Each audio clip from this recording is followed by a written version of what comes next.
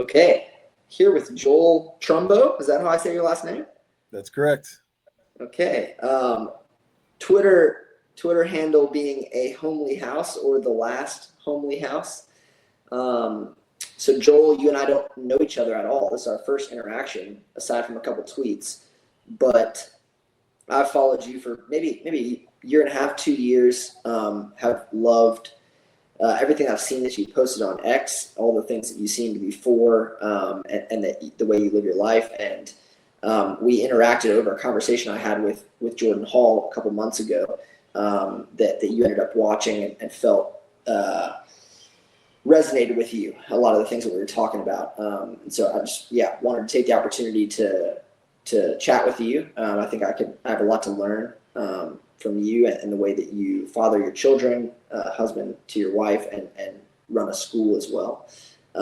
So I'll briefly read your Twitter bio to give a little bit of an idea of what you're about, and then I just would love to hear, your background, your story, and we can get into some stuff around family, education, all the fun stuff. So you are father of 9, which is incredible. Teacher, bookbinder, calligrapher, radical subsidiarist, builder of playhouses in the woods, special forces veteran, home culture, family, nature, education are your interests. That's fantastic. So tell me a little bit about your background, what led you to, maybe being a father of 9, teacher, bookbinder, calligrapher, all the things. Just tell me a little bit about yourself. All right, sure. Well, I appreciate you having me on, Gray. For sure. Yeah, I really enjoyed that conversation you had before with Jordan. So looking forward to this. I kind of embarked on the path that I'm on because of being a lifelong nerd. So I was homeschooled, and my dad is a classical teacher. My mom was also a teacher, and so they homeschooled me. I grew up Reformed Presbyterian. I grew up in the church, which is where I met my wife. So I've known my wife since maybe like 4th grade, and we were high school sweethearts. Kind of. We didn't actually date in high school, but we were really good friends. She was my best friend in high school, so we both went way back together. Where was this? Where was this? Yeah. This was in Richmond, Virginia. Okay, cool. So I grew up in Richmond, and she grew up in Williamsburg, but we both went to the same church in Richmond, and that's how we knew each other. So my vision, ever since I was maybe like 14, I really I was obsessed with becoming a Navy SEAL, and so I thought that would be a top-notch thing to do. Despite being a nerd, I really wanted to do that. I've always been very captivated by the warrior tradition and ethos of Western patrimony. So a lot of my nerd activities kind of centered around that, and it was very formative. And as a young man, I was always trying to think, how could I kind of embody that to the maximum in our time and place? So all I knew about really at the time was the Navy SEAL team. So I decided that would be the thing to do. So I graduated high school and enlisted in the Navy when I was 17, and I went to SEAL training in 2003. I was in class 247.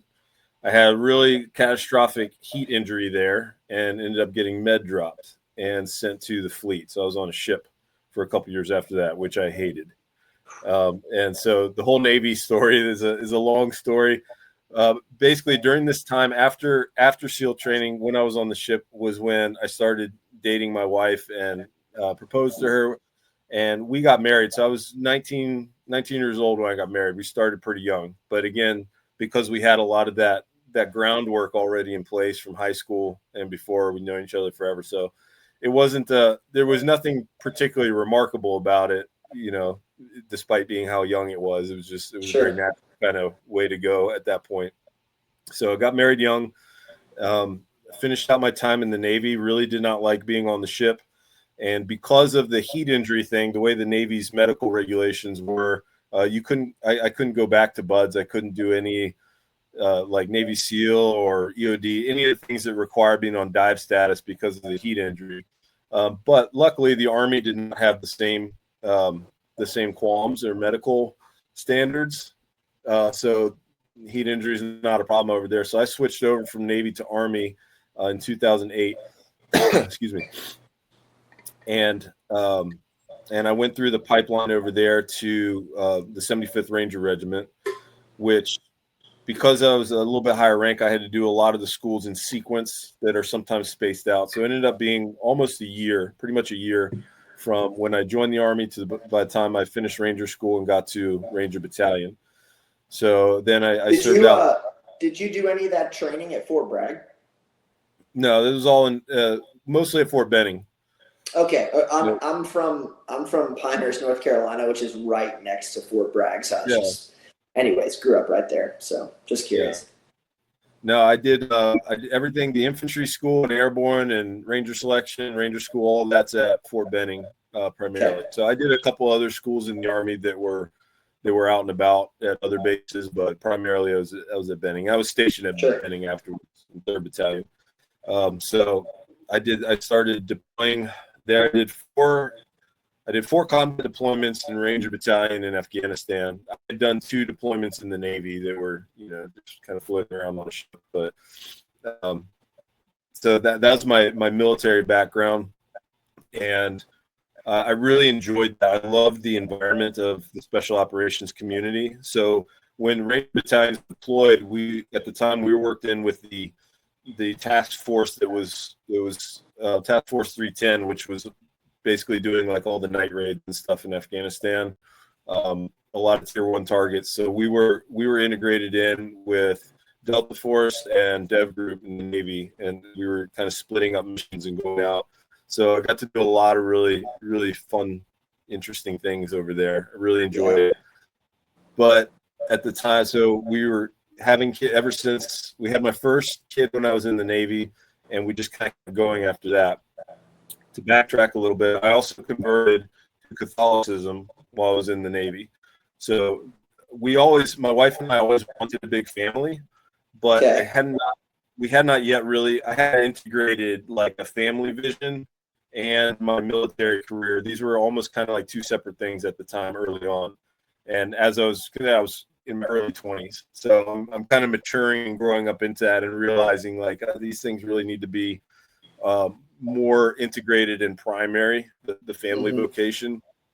And so we just kept on having kids. We had 5 by the time I was done with my Army enlistment. And the first couple of kids were getting old enough that we were now they were school age. So we were going to have to start schooling them. My wife and I were both homeschooled. So we wanted to homeschool, but there's more and more kind of growing on the family front that I wanted to be able to attend to, that the military lifestyle in Ranger Battalion, because you're continuously training or on or deployed. And so I loved it. I loved that lifestyle, but more and more it was kind of putting a strain on that sense of what am I really supposed to be doing and how am I supposed to be doing it? Sure. This was also 2012-13, where there was a lot of administrative type changes that were happening in the military at the time, which I was not super thrilled about. And I was kind of looking ahead. If I continue to, re-enlist, I'm going to be a platoon sergeant, and what kind of situations might I have to deal with in my Ranger platoon, in 3 or 4 years with these changes coming down. So for a number of reasons, I decided, as much as I enjoyed it, I would get out and pursue things in the civilian career. So it's probably nice that you got out. Yeah, it's probably nice that you got out before having to deal with COVID. Oh yeah. This was well before COVID. I got out in 2013. Yeah. And I bounced around, did a couple other things because I didn't really have a great exit strategy. I built a tiny house on a trailer the last year I was in the Army. And so when I got out, we basically sold our house in Georgia. We moved everyone into the tiny house, and we lived in that, like nomadic, for the first year, just because I wanted to try it. It was like kind of an experiment. So it was a lot of fun. But I ended up settling back in Virginia, and I started working with Triple Canopy. I was deploying with Triple Canopy now, doing basically private security for the embassies I did a year and a half at the embassy in Baghdad, and then also helped stand up the embassy security, the whole security program in South Sudan. I spent a year and a half there as well, which was pretty fun doing on the civilian side. I was working for State Department, but we had to do a lot of stuff with USAID, which I also didn't like. And I was still gone all the time, so I was overseas just a big portion of the year.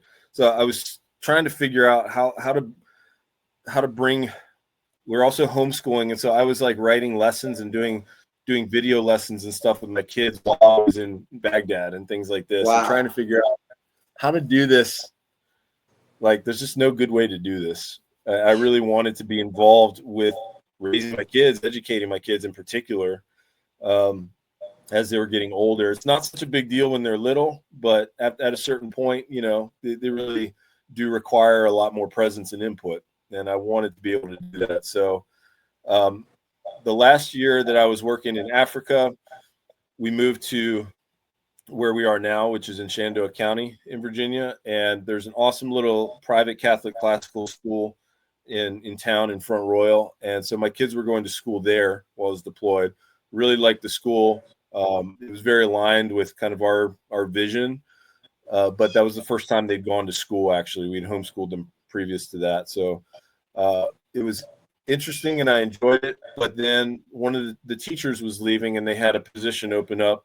Like, we're going to need a new teacher, a grammar school teacher, basically, to teach the middle school ages at this classical school, which I had a couple of kids in that class. And so I was like, "Ooh, that sounds awesome. Like, that's actually exactly what I want to do." So I applied for the job. I just recently finished up college. I've been doing that kind of bit by bit over the years. So I applied for the job and got the job and started teaching there. The problem was it was a humongous pay cut going from for State Department to this little private. I mean, we're talking 40 students in the entire school, little small private school. So the pay cut was severe enough that I couldn't even pay my monthly bills on my salary. I had to either do a second job or figure out something else. So I decided I'd been doing the manuscript arts and bookbinding as a hobby for a while.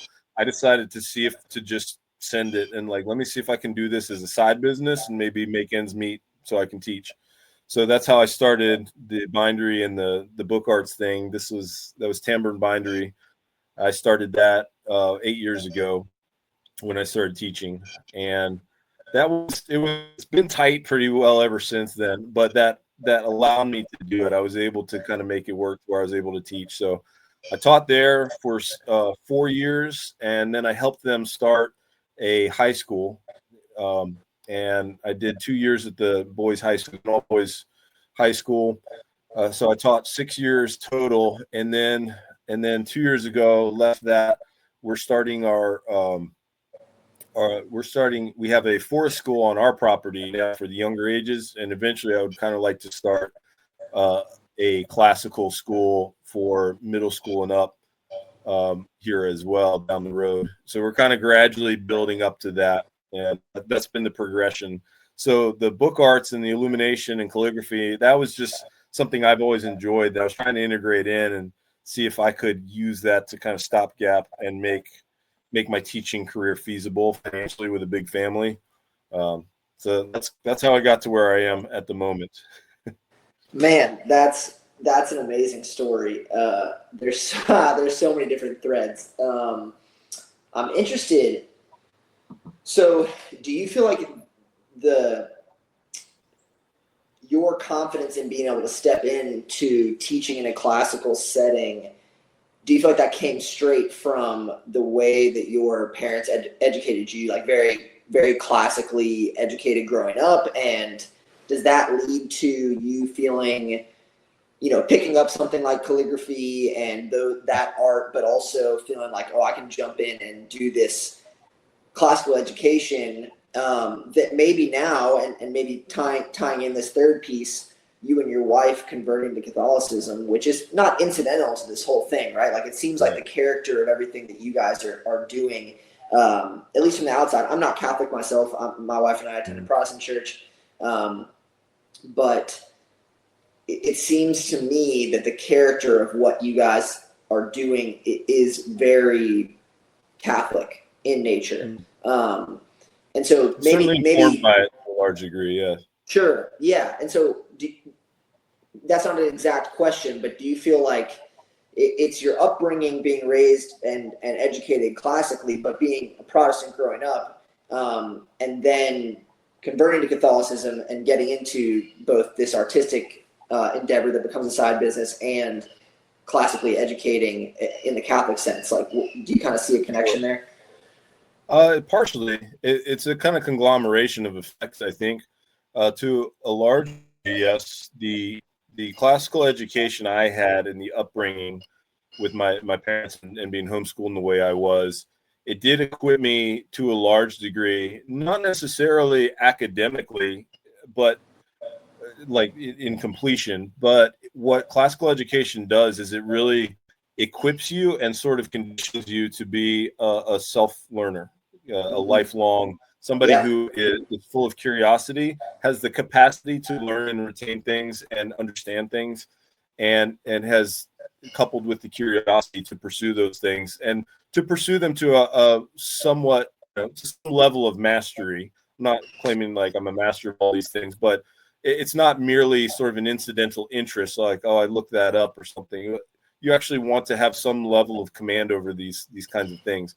So I would say it was more in the formation of the classical education I received in forming what kind of learner I am and how my interests and abilities function, I suppose.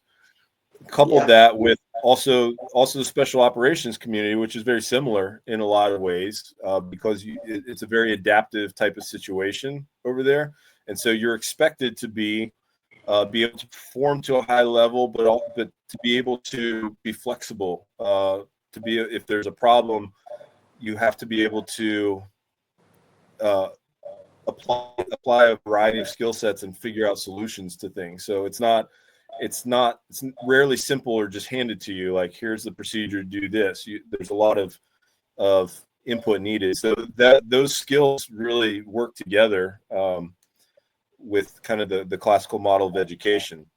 So my approach to parenthood and education, I wanted to educate my children as much as possible myself, because again, that's kind of that desire to want to take responsibility and feeling like I have the capacity to do that, even if I don't know. Like, I wasn't a Latin scholar when I started teaching Latin, but I had done 4 years of Latin growing up, and I was we went to mass in Latin and we prayed the daily office in Latin. I was familiar enough with it that I could go into that and be able to teach it and continue to learn myself. So I feel like the whole situation was really a good formation to be able to do that, to be able to approach challenges, excuse me, and kind of tackle things that where you're driven by your capacity for self-learning and curiosity and wanting to pass those things on or get better, have your children along with you while you're getting better at something. Like, I want to get better at this, and so I'm learning this, and you're going to do it with me, and we'll learn together. Yeah, Lends that's itself. fascinating. That's fascinating. The piece that seems so crucial. I knew you were going to say this, but I was going to ask about it if you didn't. Is the influence of your military background and the both the pedagogy of like your training to be in the special forces and be a Navy SEAL, but also like the embodied nature of that, right? Like, it's the physical training. It's you were literally overseas and in different environments that called like dynamic environments that called different capacities out of you, such that you could perform not in like a box, but in like a changing environment, have the confidence to be able to do that, to know like, okay, I have scripts to run, but also I'm going to find myself in situations where I have to figure it out and be dynamic and be an autodidact Absolutely. in an embodied nature, Yeah, that's I forget I feel bad about forgetting. I shared a quote on Twitter I saw that was right on. It was so good. It's basically that you can't think outside the box until you've mastered within the box, essentially. And that's where I see a lot of the overlap between the classical methodology and the military, particularly special operations community, because they do prioritize adaptability and outside the box thinking, but that's not out of the blue. You're very extensively trained on basics, and you Yes. master basics. And so we have systems. One of the things, probably the biggest takeaway I got from the way those communities run in the military is how efficient and like well managed systems just make things function beautifully and allow for that scope for personal development and kind of going beyond the bare limitations of the particular system. So you learn the battle drills, you learn all these SOPs and the basics, you learn the systems and to a high degree, and that allows you the capacity to be able to flex them if you need to. So you're not just winging it all the time. And classical education is like that too. I mean, you're talking about a pedigree of thousands of years of fairly fleshed out, very coherent systems. So this is how we teach this, And so you have a lot to work with, and you don't need to reinvent the wheel as a homeschooler, because people have been doing this successfully for centuries and centuries to a very high degree. They know how to do it. The problem nowadays is because it hasn't been done really coherently for a long time, is it's a lot of like restoration work. You do have to do research. You have to kind of figure this stuff out. You have to dredge it up, but you don't have to write it. You don't have to come up with the systems yourself. You have to learn how they did it, and understand those systems in the past so that you can understand how they could be adapted for where we are now. So I do see them as very interrelated, those kind of fields of my life, as it were. Absolutely. I come from an elite sports background. So have been coaching college tennis for the last 7 years. I played professional and collegiate tennis and grew up playing elite tennis my whole life. And tennis is a unique sport in many ways. One being individual, but two, also you're not, until college at least, and then again in the pros, you are not allowed to be coached when you play. So it's individual in the truest sense. Even in boxing, in between rounds, you get coaching and there's people in your corner. In tennis, your parents can't talk to you, coach can't talk to you, and so it's also a very dynamic sport in that you have the lines on the court, but there are not a near infinite by any means, but a plethora of different styles and strategies that can result in victory, and especially as you climb levels, require a flexibility. You get to the pros, and a pro tennis player definitely knows, this is my game, and this is how I will win the most often in the most number of situations. But the very best also have a capacity to adapt and change within the system of the game, and depending on the opponent and all the dynamic nature that brings, of having an opponent that plays differently and having to figure all of that out yourself on the fly without any help makes it a really, really unique sport. And so I grew up, I went to public school, and I just had a very below average education. But I had a high degree of, in my family, there was a high expectation of excellence. And so I always strove to get good grades within the system. But from a pretty young age, realized like I can get good grades without really learning most of this stuff. I can just kind of like in one ear, hold it long enough, get an A on the test, out the other ear. But thankfully, because I was playing really high-level tennis, I was educated in so much of like a more holistic sense of the word through becoming an elite tennis player. of problem solving, being dynamic, reacting to the environment. I mean, you know, the sun, the wind, like there's just so many different things that affect tennis on any given day. And I came out of that. Like it took until really I finished playing tennis and was looking back and starting to get interested. I came to the faith right around the time I stopped playing, and I started to look back on my education, my formation, all these things, and I realized like I was so thankful to God, literally for making me into the tennis player and making that part of my life, because it educated me in so many ways that my formal education just didn't even have words or vocabulary for. Right.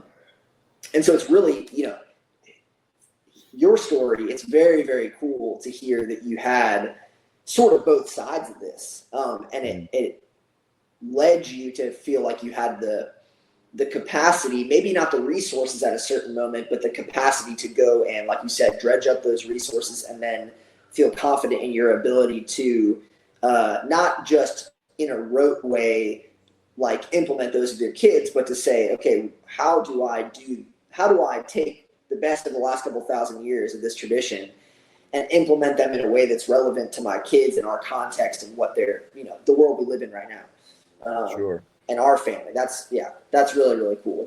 These are like, this is, you know, so I just had a daughter. She's 6 months old, our first child, my wife and I. Congratulations. And thank you very much. She's amazing. It's been just the most incredible blessing.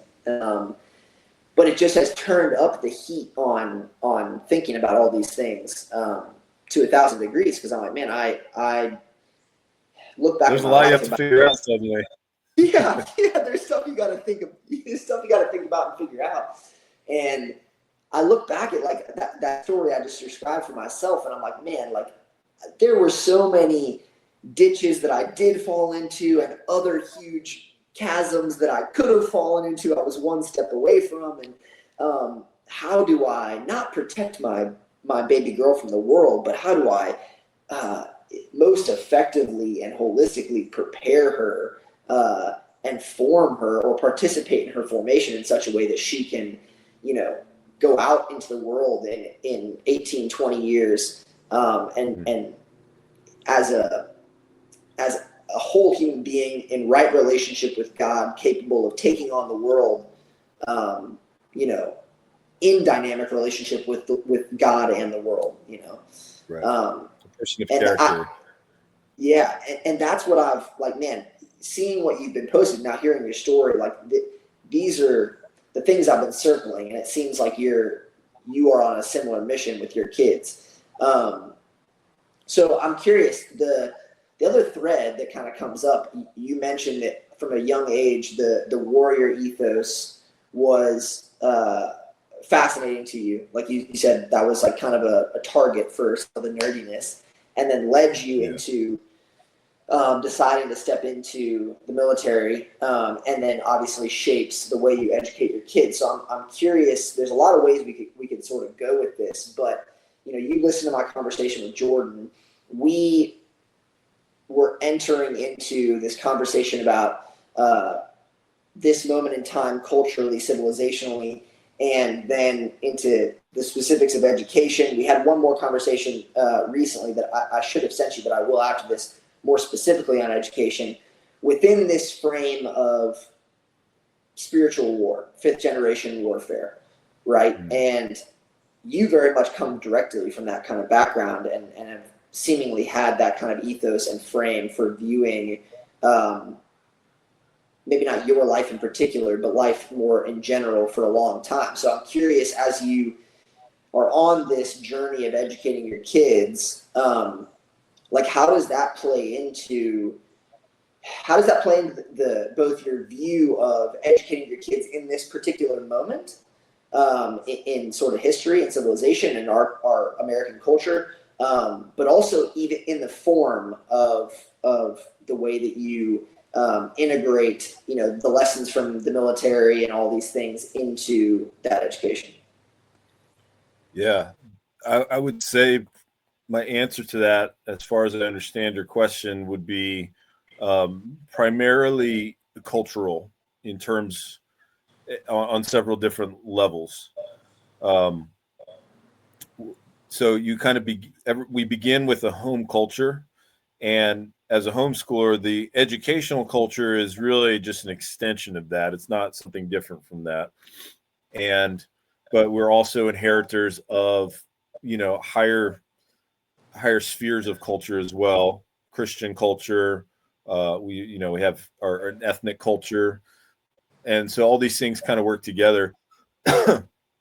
And the warrior ethos is kind of a component that runs through those things in different ways. And so I try to prioritize and just sort of draw that out as something to continually have in the attention of the culture that I'm building and inhabiting, whether it's home culture. So on a basic level with home culture, a lot of the non-combative elements of the warrior culture, they boil down to values of like honor and discipline and things like this, which are they're meant to inform and direct kind of the systems of your daily life, whether or not it's a combative or a martial environment. Like this is simply what a warrior would do in any situation. So you have the proverbial warrior in the garden.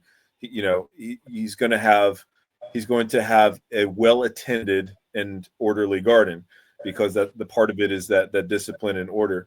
So that's something that you have to consciously draw out into the home life, because that does impact and interact with the home sphere, and likewise with the educational sphere, which is why sometimes I talk about it. It's actually fairly effective to be able to carry over or transfer things from the military to the home management when you're dealing with a large family. And that has to do with warrior ethos, even though there's nothing martial about it. And a lot of people don't like that. They're like, you're trying to like militarize your home. No, not at all. Militaries do the same thing. You have a bunch of people living in one space and dealing with, communal gear. Essentially, we have communal food, we have communal items. Okay, so you have your individual things, but there's also communal things. This house is not yours. It's my kids. Your house is not yours. It doesn't belong to you. It doesn't belong to any of us. It belongs to all of us. So it's very monastic. It's also very similar to how the military works. And so the military figured out a long time ago, as the monasteries did, how do you successfully manage and streamline a place where all these things have to happen with a bunch of people doing different things. And so there's systems that go into that. So there's a lot of things that the military does very well in that regard that are very applicable in the home. And it's not like, making some kind of weird militaristic, like Von Trapp family situation where I have my kids marching around or something like that, although they do know how to march. But no, they know how to do certain tasks. They know how to. There's systems in place for that, and a lot of how those things are put together, I gleaned from the military, or I took from the military. I mean, I was familiar with them, but the military just does them really well. So that's an easy carryover. As you kind of expand out, though, in different spheres of culture, the culture itself does become a lot more antagonistic or confrontational, in that the type of the Christian culture that we're trying to inhabit is necessarily going to be at odds with the culture of the world around us, the popular culture. And so this is where things become a little bit more tactical. You have to have some tactical considerations there, because you can do that well or you can do that poorly. And I don't want to come across as judgmental, but I feel like a lot of people don't think about it very tactically, and they wind up doing it poorly because they don't really know how to do that well. So if you're dealing with a hostile and anti-Christian culture, and you're trying to create a home and a local culture for yourself that's a certain kind of way, that's going to be at odds with that, you're going to have to interact with that, and there's going to be conflict. And so learning the tactical, like the best tactical practices to navigate those kinds of conflicts is very helpful. You have to adopt a more militaristic, strategic mind for those things. You can't just be sort of mindless reactivity about like, oh, this is bad, this is against us, and so I'm going to build a wall and we're going to live in here and my kids will be Amish and we're never going to talk. they're gonna have to deal with this stuff, you know. So you have to give thought into how to approach that productively and strategically, and all the way to like larger cultural concerns where you're dealing about with things like Western culture as a whole in the modern world, and what is that going to look like in the future? What kind of challenges do we take? This is where it interacts in the political realm and things like this, which in my perspective, I part of the defensive posture of this kind of tactical view, in my perspective, is trying to sort of trying as much as possible to be a wall for my family, like that, Mm-hmm. because that's a sphere beyond the sphere they're inhabiting, and so they don't need to be looking at that. They need to be learning this, inside the box, learning the systems and how to do things well, how to live with honor and discipline and all these things in the sphere they're in, which is the home and educational sphere. And we'll kind of get to that as they mature and as they're moving out into that. They need to have these foundations first. So if the younger people are plugged in an anxious way about all these things that are out there, and what's the political situation going to look like, or this, that, and I don't think that's conducive to them actually getting these things well. So I view kind of the hierarchical situation as the father involves myself with trying to kind of keep that at a reasonable level, or prevent it from interacting at the home level as much as possible, if that makes sense. Yeah. I don't know if that makes perfect sense. That was that was you perfectly answered the question. That was very well said. Yes, I'm curious. So within call it the box. So how many of your kids are boys versus girls? I have 6 boys and 3 girls at the moment. We have number 10 on the way in December, and it's supposed to be a girl. So we'll see. So it could be 6 and 4. Man, that's amazing. You guys are superheroes. I can't imagine. Yeah, the level of discipline that will grow your discipline real quick. I'm sure, having 10 kids. Or capacity for chaos. Yeah. So I don't know why this came to mind. I recently had a conversation with a few other guys sort of involved in this space around the idea of the future of masculinity. And as you're talking, I'm thinking, okay, so within this box, call it that the first two, sort of the family culture, and then maybe slightly further out, like the way we interact within the Christian culture and how you're educating your kids. What does that look like for, is it different between the boys and the girls? Do you take the exact same approach? Is there something you do with each of them that is unique in the sense of maybe at a certain age? I don't know. I'm thinking like rites of passage kind of stuff. Like as they get into teenage, is that anything that plays into the way that you've approached things thus far, or?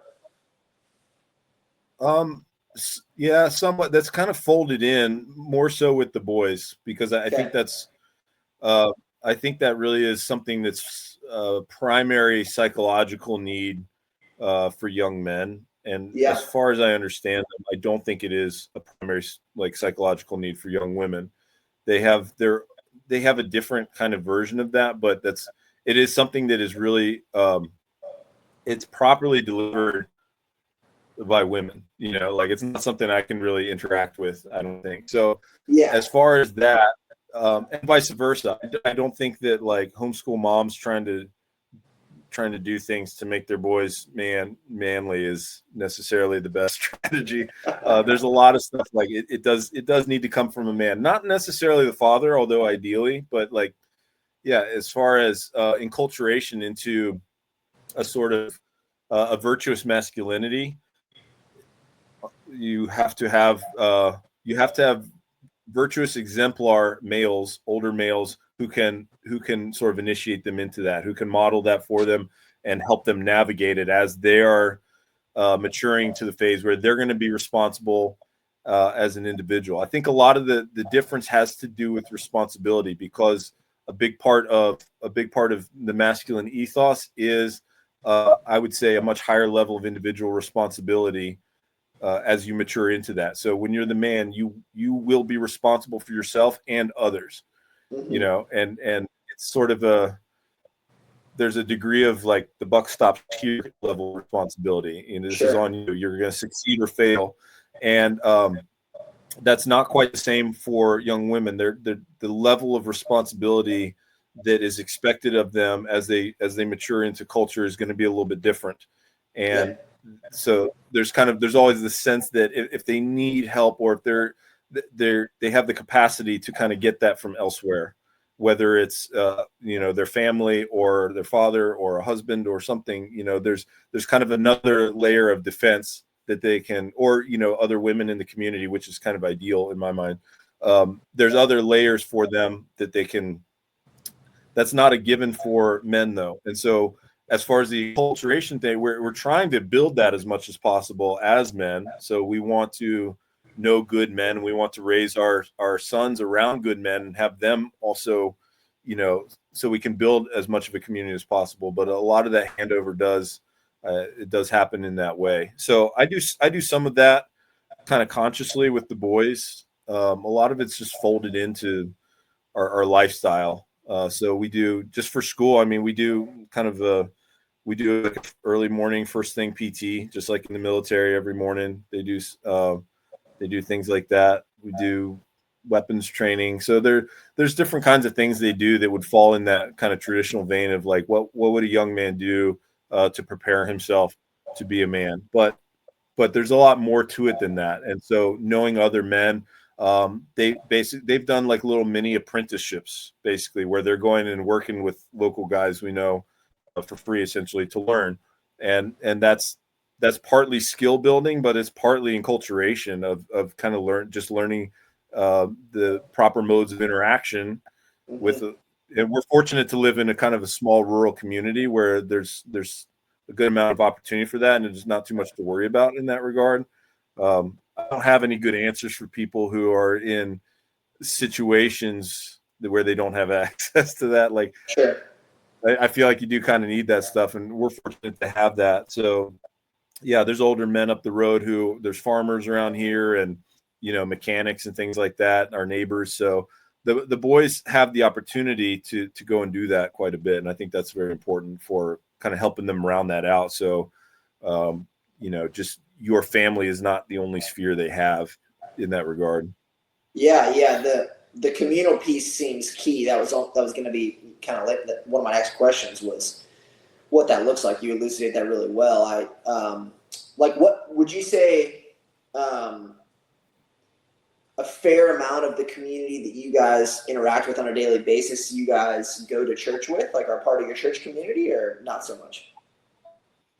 Not so much. We're actually out kind of far from our parish. So Okay. most of the folks we interact with regularly are either neighbors, like real local, or like associate friends we have through the school. Some of them we do. So our next door neighbors go to the same next door. They're like, a quarter mile away, but they go to our parish as well. So there's some overlap. When they were going to school in town, and when I was teaching at the school in town, we did a lot more with that. The whole school community also went to the parish. So we were more plugged in there, kind of in the parish community when I was doing that. And they did really cool stuff. So we raised animals at the school, and every February we had a pig slaughter. We had a couple pigs we'd raise for meat, and we'd sell the meats for fundraisers for the school. And they'd have all the families out, and so the kids would have all the men would come out, and we'd set up the hangers and the boiling trough and everything, and we'd slaughter the pigs and take care of the hair and everything, gut them, and all the kids would be in there with us doing it too. And so the boys got to experience that and do that as part of kind of the local / parish community, which was really cool. Yeah, that's very, very cool. And the connection with actually having to be part of slaughtering the pigs, and the connection with nature through that, right? Like, and that's powerful and important. Seems related also, like, to the intentionality of the forest school, right, for the younger kids. So spending a ton of time outside. Um, how do you kind of think of that relationship? So as the kids get older, maybe it gets into more formal schooling. It sounds like like you guys are thinking about starting the classical sort of high school.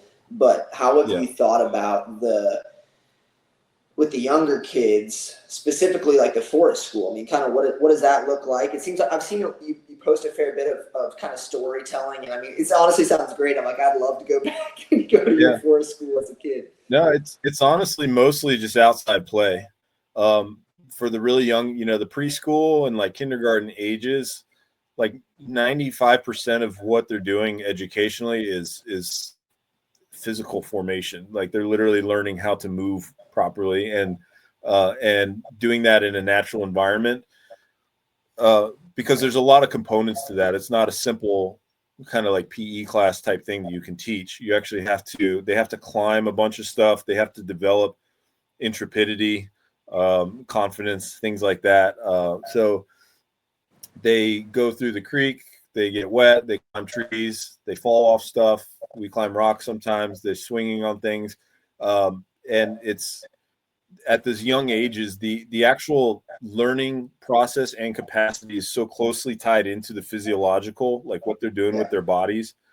And so trying to make them just sit and learn and take that physical component out of the equation it's a total non-starter. It's actually destructive if you see it, done a lot, where that's what kids are accustomed to, is that looking at screens all day or having to sit and just sort of passively receive info.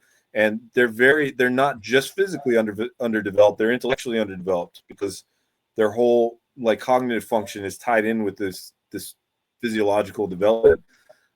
So it's mostly play. We do like a little like stretching and kind of workout routine that's like 10 minutes with the little kids, and that's mostly just fun. It's nothing too rigorous. We do little classes, we do story time, and a lot of climbing and playing. um, that's most of what they do. That's But it does segue as they mature up.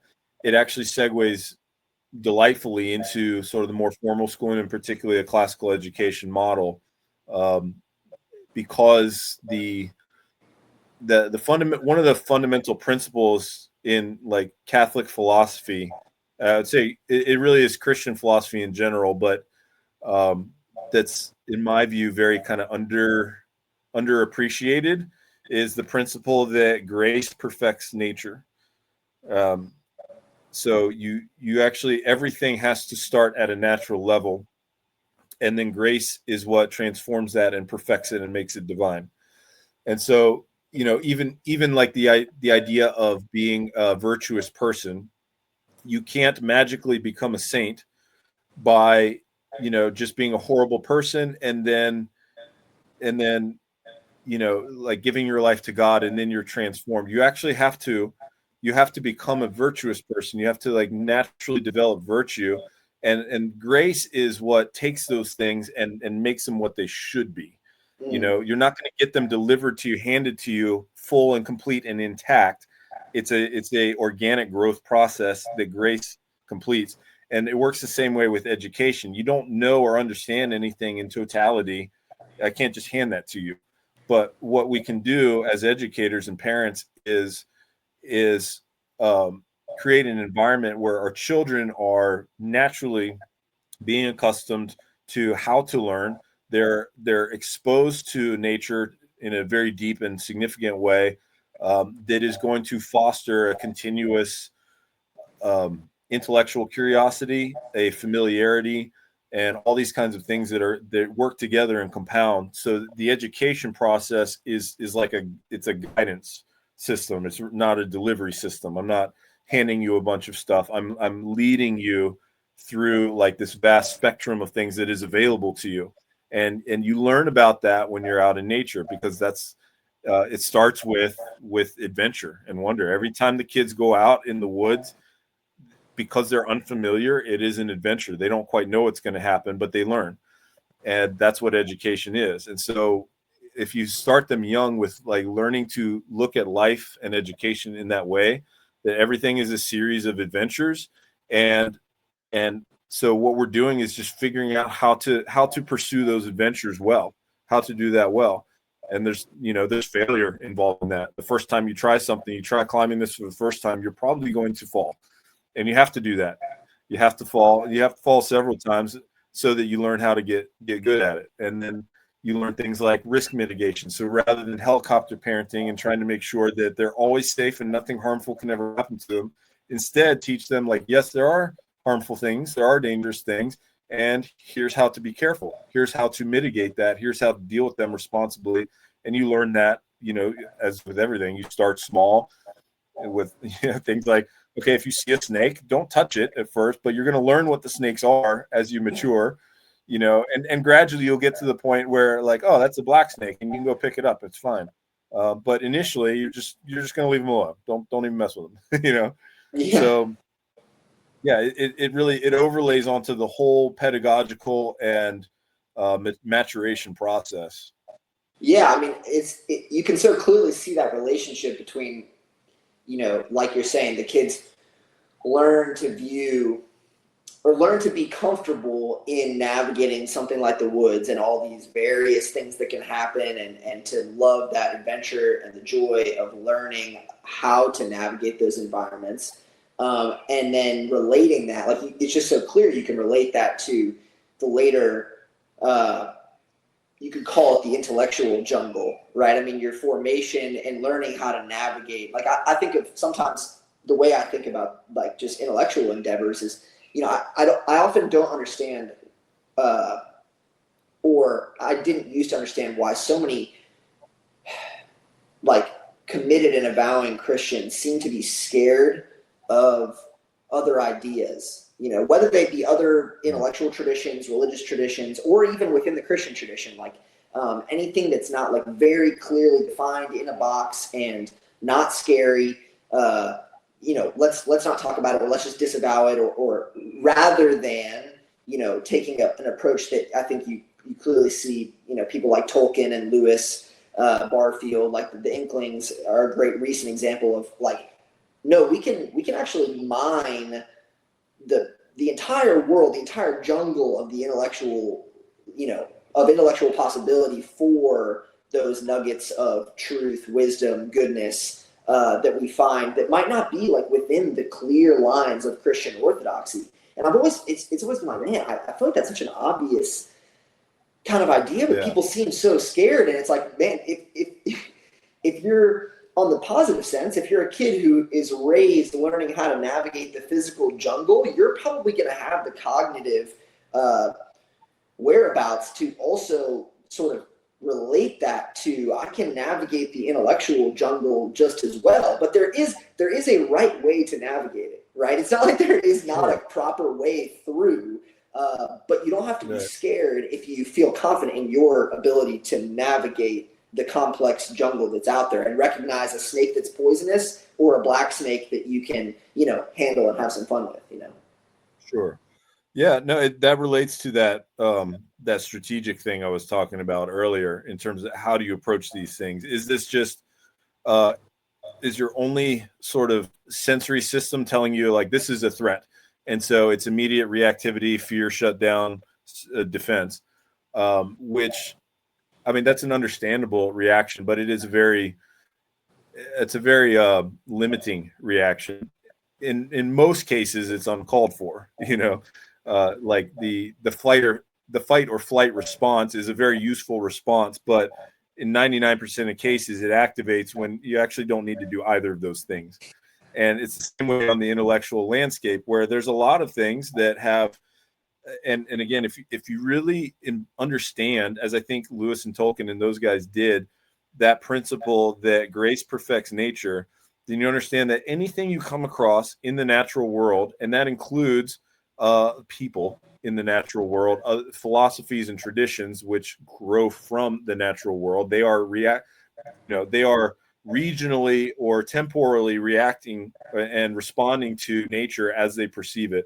So to whatever degree that is informed by nature, it's going to have a degree of conformity to reality. A lot of it's one of the things that's always been interesting to me about the pagan religions is the very high degree of sensitivity to natural systems they have. They're very discerning of that because it was very important to them. You have to know when these things happen in the sky and when they happen in the earth, and there's festivals around these things. It's always very important, as it is in traditional Christianity with the liturgical year. But in modern society, it's not as necessary for us to understand those things, and so it starts to look like something that we don't understand and therefore scary. So, like a harvest festival, or marking seasons of the year, which was an ancient Christian and an ancient pagan practice because they had to understand nature in this way, but to modern people, that's like, oh, you get these kinds of like really bizarre discussions to me about like, oh, that's a pagan festival or something. It's like, and as a Christian, I've always been like, yeah, okay, say like Christ is a solar deity. I'm like, yes, he is. Yeah. He's the ultimate solar deity. There's nothing weird about that to me. Of course he is. Why wouldn't he be? He's the creator. So the overlap to that when these other traditions or ideas, when they recognize things like this, like, hey, there's like this cosmic story happening in the heavens, and we can identify principles and define them according to like, this is a solar thing, or this is this, or this is that, this is Saturnian. That's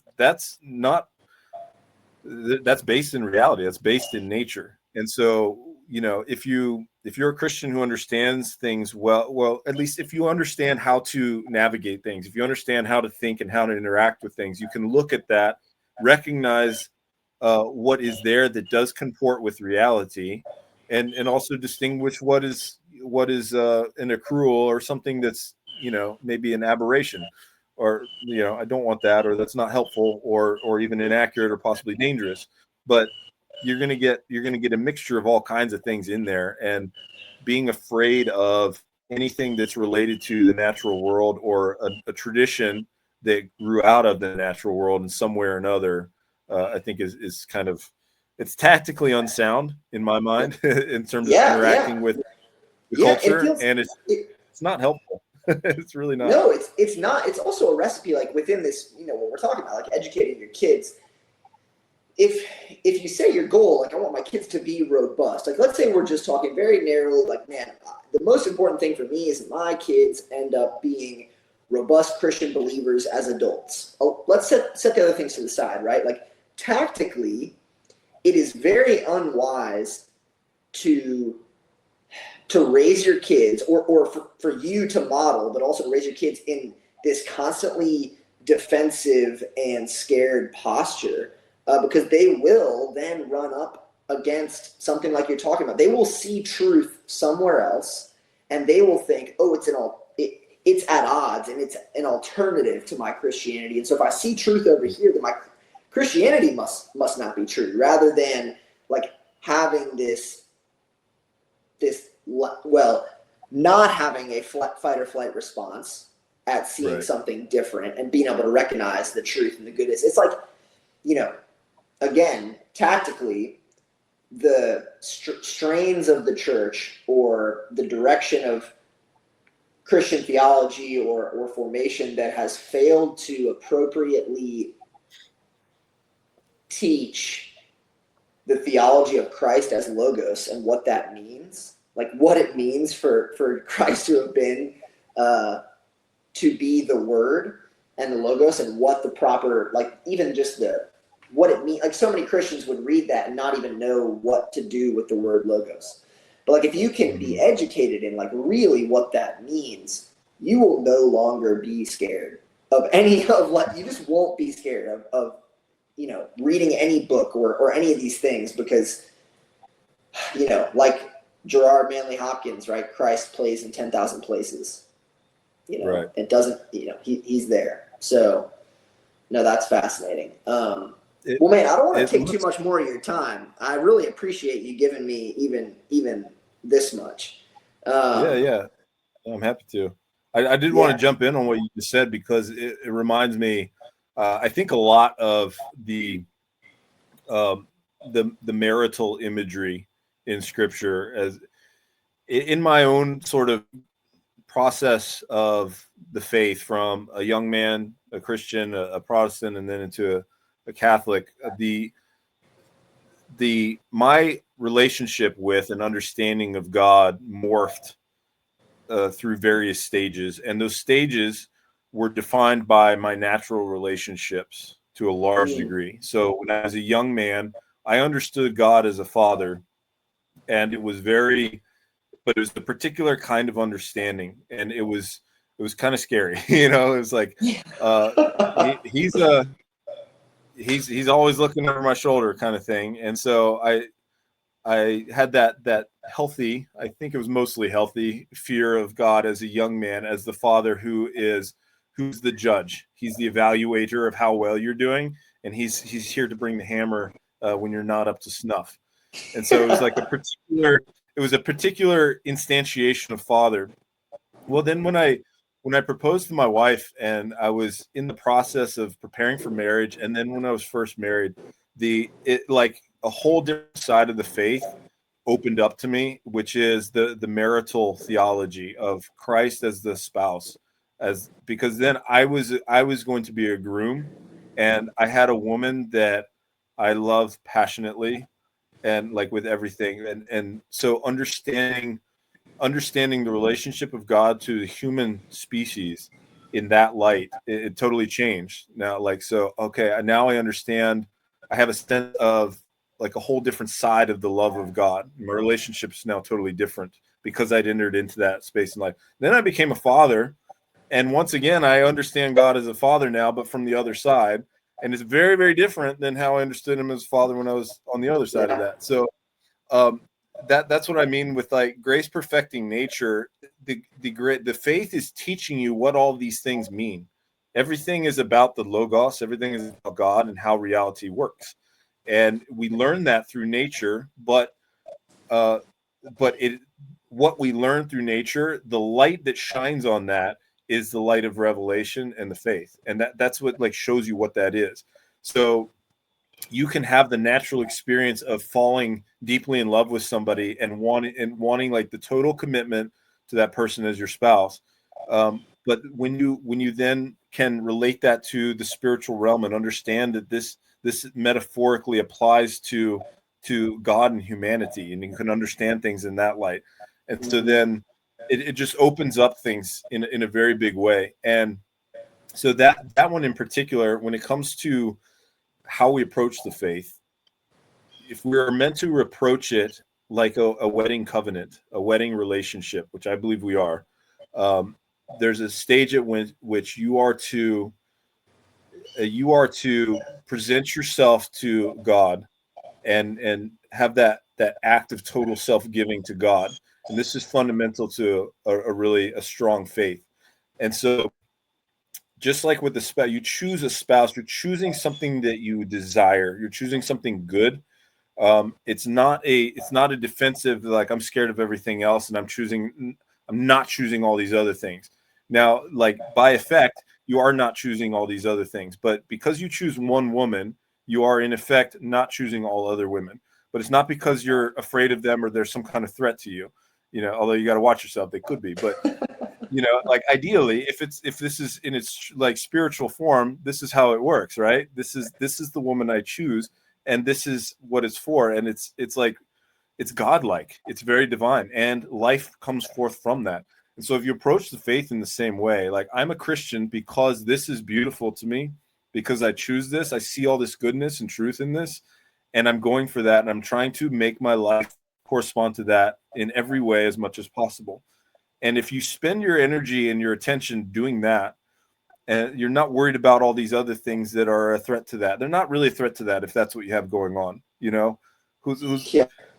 what's going to be a threat to that? And so I think when you're raising children and you want to raise them in the faith, they see that, like you were saying, if your faith is one of anxiety and I don't want to get nuked by the father, and so I'm scared of everything that might get me in trouble, and all these other ideas, these bad ideas might lead me astray, and this is dangerous, and you can't interact with them because you're actually focused on all those other things, on not, in a very kind of pharisaical way, on not all these other things, instead of focusing on conforming yourself and pursuing the thing you should be focused on, which is Christ and the goodness thereof. If you're focused on the goodness, perfect love casts out fear. There's no space for all those other things in there. And I think your children are going to see that. And hopefully, Lord willing, they will want that for themselves. And they will try to build a life for themselves where their own faith relationship is like I want my spiritual life to be something which I'm pursuing because I love it, because this is good and holy, and not all these other things. And that you almost don't even have to worry about them. It automatically just melts a lot of that stuff away if you're not living in that space of anxiety and negativity, but you're really focused on the good and pursuing that, which is what we're invited to do pretty consistently, in Scripture and in the faith. That's kind of the whole thing. So, gosh, that's really good. I hesitate to say anything else. That was fantastic. The one thing I would say is the imagery you describe of marriage, it's like it is maybe the chief metaphor in Scripture, right? For God's relationship, Christ's relationship with the church, God's relationship with us. And maybe the highest example of that is like of sexual union, right? As a metaphor in the Bible, right? You have the Song of Songs, and sacred you have eros. Sorry? I said the sacred eros. Exactly. And in my life, I was not a believer for 20 years. I lived as a total heathen. And for the first, I've only been a believer for about 6 years. But for the first few years, really, it's only been the last year to 2 years since I really got into my marriage with my wife. Like, that imagery it felt like I just couldn't access it. It was not like a live way for me to access my relationship with God because of my past. And so I had come to the faith because of prior sin with an understanding of that category of sexual union that was broken. And so then it wasn't a way for me to access an understanding of God. But I'm hearing you talk, and I'm like, how powerful is the opposite? If you come to the idea of sexual union with it first being an understanding that it is properly part of your accessing your relationship with God and God's relationship with you and Christ with the church, and then you and your spouse, right? And then the physical act. Like, how powerful and beautiful does that then become as a result of first starting that way rather than the opposite, which is what happened in my life. And now, praise God, it's been a few years, and I feel like I can really read that Scripture now, and I can feel the love of God through that. But it's taken years of healing and will continue because of the fact that I came at it from that direction. Right. Well, that's the whole point of all these like classical ideas of virtue and Christian behavior we're talking about. The whole reason for those things is so that it is basically like preparing the ground, as it were, so that your life experience can be divinized, can be united to God, because it takes on a divine flavor or nature. But like you understand, and we all, I think, understand this in some regards in our life. I certainly do in some regards, like where you did you went down a different path or went astray or some stuff, and it just doesn't work the same way. It requires a lot more, and now it's a lot more time, and there's healing that has to happen before that can become what it's meant to be. And so like the whole purpose of pursuing, the life of virtue that we talk about and we hope to pass on to our kids and always do better in ourselves, that's what it's for. It's to allow the capacity, basically to allow the ground for us to be divinized. That's not what divinizes us. That's not what makes us a good person or godlike. That's what makes us capable of experiencing human life in that divine way, because it was our lives and the world were created a certain way for certain reasons, and everything, because of the Logos, everything works together for that end. Everything is to bring us more and more fully into that unity of the divine experience. And there's opportunity for it absolutely everywhere. Everything in the world and in life is an opportunity of grace, but you have to be you have to receive it. There's I don't know how many. This is something I think about a lot that does kind of bother me, is like I don't know how many opportunities of grace, or how many like gifts of grace I've totally just missed. They've Oh gone yeah. right over my head, or I've blown, or it's been handed it to me and I've been like, that sucks, I don't want that, because I don't have to see. But that's what we're trying to do here, and that's the whole point of the good life, is to open us basically to have that life of grace, which has the capacity to divinize it. Yeah, I was. It's so funny you say that. I've become very aware of missing those opportunities because so my baby girl loves a contact nap. She wants to be carried, and so my work schedule is such that I've been taking care of her a lot during the days, and I will go on these long walks with her. And sometimes I'll be looking at my phone, and I'm walking, and then I put it down, and I'm like, what beauty did I miss over the last even few hundred paces while I was looking at my phone, instead of just observing the. And a few days ago I witnessed it. It was really cool.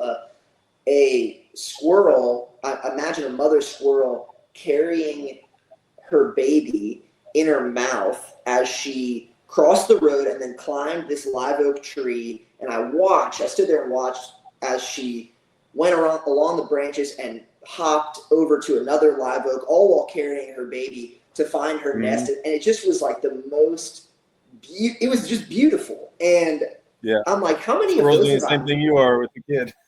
yeah, exactly. And how many of those have I missed, when I've been on my phone or whatever, even lost in some thought that was not I wasn't open to the beauty, the grace around me. That's such a good point. Yeah. Man. Well, Joel, thank you so much. I will take no more of your time. This has been awesome. I really appreciate you taking the time to talk to me. And I cannot promise, two things. I cannot promise, one, that I won't be hitting you up for advice about my daughter. I've already learned a ton from you, and I hope we can continue in a relationship. And number two, there will probably be a few people that listen to this and may reach out to you and want to talk to you. So forgive me if you get requests to be talked to, because you're a fascinating person. What you and your family are doing is beautiful. And yeah, man, my prayers go with you, just in educating your kids, building up your school. My prayers that my wife and I will be able to pursue a lot of these same things with our kids and our community. And my hope is that in our country, we will see more and more of these communities, schools, families, pursuing what you guys are pursuing, start to grow and flourish, because I think they can. I think that we all need it very properly. So, well, I appreciate that a lot, Gray. Yeah, absolutely, man. I'm going to end the recording here. All right.